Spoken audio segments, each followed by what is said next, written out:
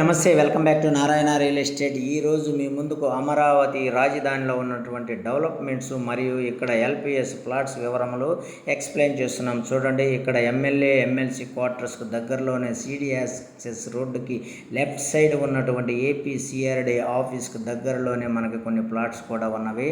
ఇది growth corridor అండి. ఇక్కడే మనకి చాలా డెవలప్మెంట్స్, చాలా ప్రాజెక్టులు కూడా వచ్చినవి. ఇక్కడ చూడండి, అండర్ గ్రౌండ్ డ్రైనేజ్ అయితే చాలా వేగంగా జరుగుతుంది. Under ground electricity, water pumping system మొత్తం టోటల్ అయితే కంప్లీట్గా వర్క్ అయితే నిరంతరం అయితే జరుగుతూ ఉంది.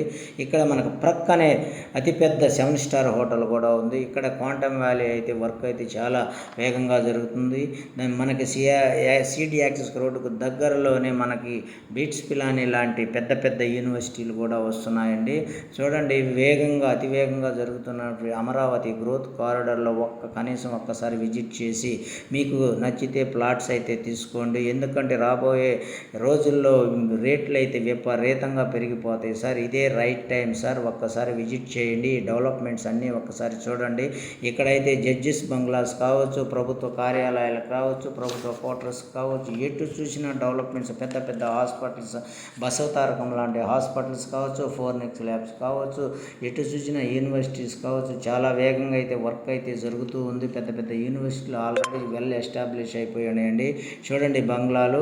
మీకు ఇంట్రెస్ట్ ఉంటే ఒక్కసారి మమ్మల్ని కాంటాక్ట్ అయ్యి ఇక్కడ 29 గ్రామాల్లో ఉన్నటువంటి ప్లాట్స్ వివరంలో తెలుసుకోవాల్సిందిగా కోరుచున్నాం. Thank you.